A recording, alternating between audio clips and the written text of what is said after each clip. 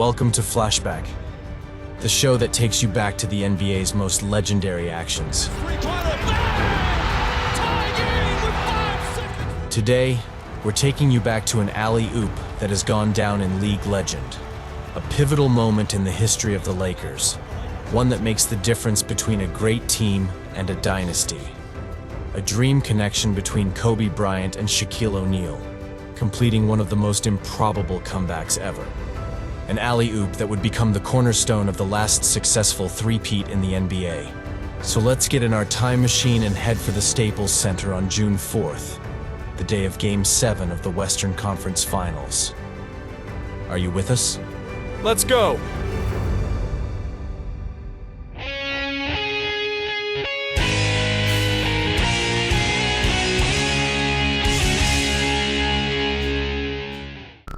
You can smell the sulfur.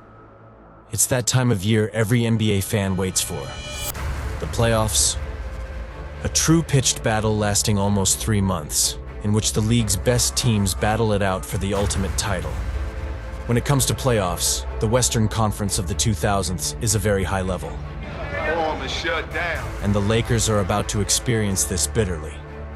The year before, they were swept in the second round by the Spurs and their super powerful Rackets. The people of LA are waiting for a new title, 12 years after the last one won by Magic and Kareem. Unfortunately, the promise of the Kobe Shaq duo has yet to be realized. The Orlando transfer dominated the league during the regular season, but still struggled in the playoffs against more experienced and denser teams. As for Kobe, he's already an all-star guard, one of the best in the NBA. But he's only 21, and he needs to get to grips with the intense jousting of the playoffs. After an excellent regular season, which ended with a record of 67 wins and 15 losses, and a place as NBA leader, Zen Master Phil Jackson's gang met the historic rival Sacramento Kings in the first round of the playoffs. With Peja Stojakovic, Chris Webber, and Vlad Divac in their ranks, the last conference qualifiers would push the Angelinos to the decisive Game 5.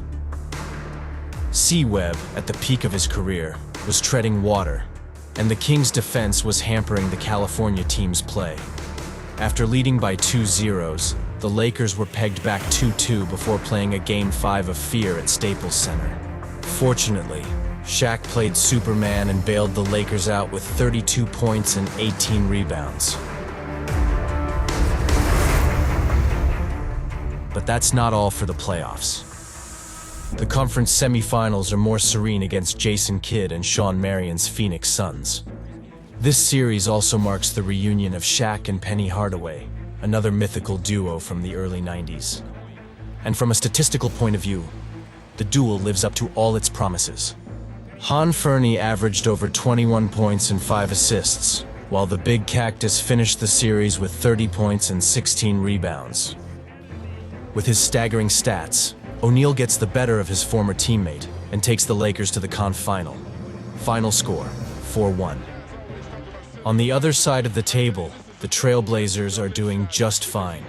After a solid third-place finish in the regular season, the team led by veteran Scottie Pippen easily overcame the Timberwolves in the first round. Despite a high-level Kevin Garnett, the supporting cast around the big ticket is too weak. Apart from all-star Terrell Brandon, no one is able to play eye-to-eye with Oregon's experienced armada. As a result, Portland lost 3-1 to the Jazz in the second round. The Jazz of the year 2000 have been chasing a title for a very long time. Too long. The team has moved very little since the fiery showdown with Jordan. Above all, the two pillars of the team, John Stockton and Karl Malone, are getting on in years. 36 for the mailman and 37 for Stockton. Despite still playing at a decent level, Utah's roster couldn't keep up with a more athletic team. After losing the first 3 games, Malone saves the Jazz's honor in Game 4 at home with 27 points. But that's all he can do in a Game 5 loss at the Rose Garden. 4-1 for the Blazers, who are off to face the regular season's #1 team in the conference finals. And if some were expecting a lopsided duel, it has to be said that the start of the series will prove them right. Game 1 is an MVP recital. In the 109-424 victory, Shaq scored 41 points and grabbed 11 rebounds, handed out 7 assists, and bashed 5 times in 47 minutes of play. Only 1 minute's rest for the LA Golgoth, who literally marches on the match. His power seemed uncontrollable for Harvey Dasabonis and Rasheed Wallace. The Blazers' coach, Mike Dunleavy Sr., absolutely must find a solution to survive the series. His team responds brilliantly in Game 2, inflicting a blowout on the Lakers, 167. Kobe's 2 out of 9 shooting and the unlikely collapse of the entire team in Game 3, with just 8 points scored, inevitably gave Portland victory. Now it's on to Game 3 and 4 in Oregon. Game 3 is trench warfare. Kobe and Shaq remain the top scorers on the Lakers, with 25 and 26 points respectively. Damon Stoudemire and Rasheed Wallace each responded with 19 points. In a knife-edge finish, it was Ron Harper who scored the clutch shot with 30 seconds left in regulation time. Ron Harper. 93, 91, and 2-1 for the Lakers. Game 4 was unfortunately less competitive. Sniper Glenn Rice comes out of the woodwork with 21 points, and despite Rasheed Wallace's XXL performance of 34 points and 13 rebounds, the Blazers lose 103-91. Back to the Staples Center for an already decisive Game 5. Same script here tonight. The officials are Joe Crawford, Terry... Trailing 3-1, Portland had their backs against the wall and had to win or go home. Buoyed by Wallace and Pippen's 22 points apiece, and Kobe's clumsy 17.4 for 13 shooting, the Blazers temporarily salvage their pot and win Game 6 in front of their home crowd. 96-88, and the return to Oregon looks set to be boiling hot. Time for Game 6 in a white-hot Rose Garden. The situation remains the same for Steve Smith and his team. It's win or die. In front of their home crowd, Portland had to force a Game 7 and not give in to the onslaught of an unleashed Kobe. With 33 points and 6 out of 9 three-pointers, the Black Mamba has activated beast mode. But there was nothing more he could do against the collective might of the Blazers. Shaq had an average night with 17 points. Opposite him, there were 26 points from Steve Smith, 18 from Wallace, 14 from Stoudemire, and above all, 20 points off the bench from sophomore Bonzi Wells. The Rose Garden crowd carried the Blazers to victory and the long-awaited Game 7. 103-93, the final score.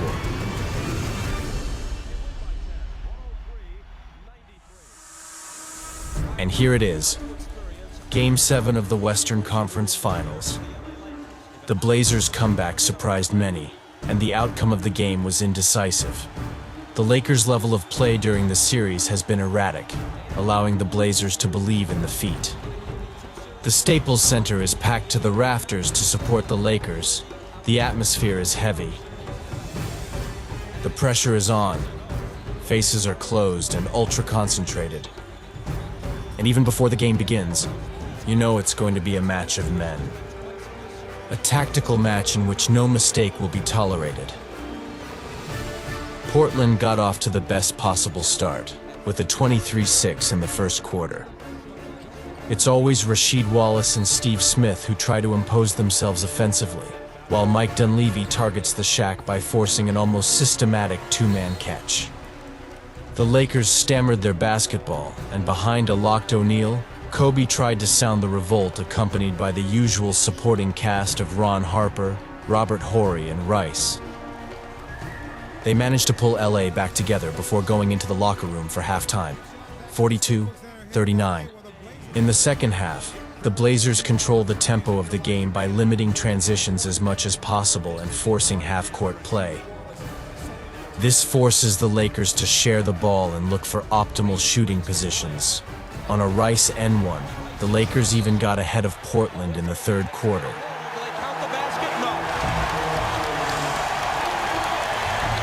I take But what followed was disastrous for Los Angeles. They were plagued by missed shots and loose balls. Feeling it. But it's just short and Pippen. Portland, on the other hand, relied on effective post-bat play to extend their lead. Beautiful pass. Here is Wallace into the lane for the jumper. 71-58 going into the final quarter and a 13-point deficit. 13 points is a lot and a little in basketball. The situation is urgent for Ali. Losing the series after leading 3-1 would be a travesty for a squad built for the title. A final quarter for honor begins. One last quarter with an NBA final at stake. One last quarter for history. Under Kobe's impetus, the Lakers are gradually chipping away at their deficit. O'Neal tries to get back into the game by asking for the ball in the post and provoking fouls. Portland stutters its basketball and begins to stutter at the start of a money time that will last a long time. Too long. Brian Shaw equalized with a three-pointer that sent the Staples Center into a frenzy with less than 4 minutes to go. 75 all, and it looked as if the momentum had shifted. The Lakers are up like never before. Wallace was on top of the game, using his post-bottom technique. He systematically dominates his matchups, whether it's AC Green or Robert Horry. An important fact with less than 3 minutes to go. Sabonis, author of an excellent defense all game long on O'Neal, takes his 6th foul and walks off the court. And it doesn't miss. On the next possession, Harper looks for O'Neal, defended by Brian Grant. The hook on the backboard hits the mark. 79, 77, and 2 minutes to play. Inside 2 minutes. Wallace, again, holds Portland at arm's length and brings his team level with Shaq's gold ending. The tension is at its height. On the next possession, Kobe tries to penetrate, but is blocked by Wallace. Foul. Bryant doesn't flinch and twists twice to give Los Angeles the lead, with a minute and a half to go. 80-69. The ball is in Portland's court. Wallace, again, looks for another post-down possession, but O'Neal draws an avoidable foul. As the Lakers are in the penalty, this gives Rashid 2 throws. But the hubbub at Staples Center is deafening and seems to reach the chide. So far, so good. Both throws are missed. In an incredible atmosphere, the Black Mamba takes care of giving a considerable advantage thanks to a jumper at the head of the bat. Wallace missed 2. Lakers by 2. It's Kobe again. 83-79.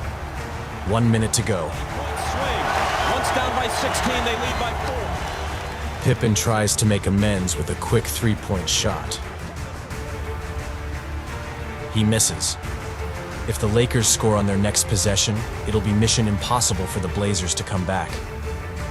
We're in ultra money time, and Kobe knows it. He takes care of the ball. Alone, in front of Pippen, he makes a devastating cross-court move that creates space for him towards the circle. The rest is NBA legend. Superman's iconic celebration to the delirious California crowd sends shivers down the spine. Don Levy's timeout is blatantly ignored by O'Neal, who already knows the game is over. The Lakers bench and staff celebrate this spectacular and above all clutch move. 85-69. The Blazers need a quick shot to keep their hopes alive. And Wallace takes care of it magnificently with a three-pointer after an efficient pick and pop. 85-42. Behind, Harper pushed Portland back to 2 possessions. With 30 seconds to go, the little game of fouls and free throws came to nothing. And despite their fighting spirit right to the end, Portland loses. 89-24.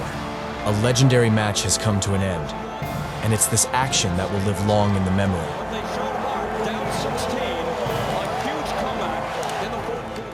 A connection between 2 basketball geniuses with diametrically opposed styles. Kobe, the aesthete, the gifted soloist with a lethal jumper.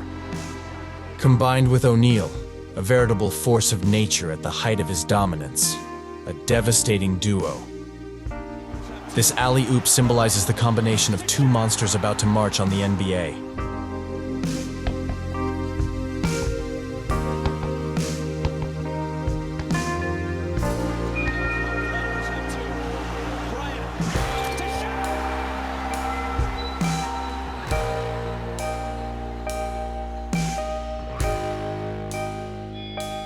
The NBA Finals were also the scene of an offensive carnage for O'Neal, who was crowned MVP with 38 points, 16 rebounds, and 2.7 assists on average in 6 games. The 4-2 win over the Pacers was the Lakers' first famous three-peat title of the early 2000 years. The on- and off-court relationship between the two men was sometimes stormy. But this alley-oop, one of the most memorable in the history of our sport, still embodies the devastating alliance of two of the best players of all time.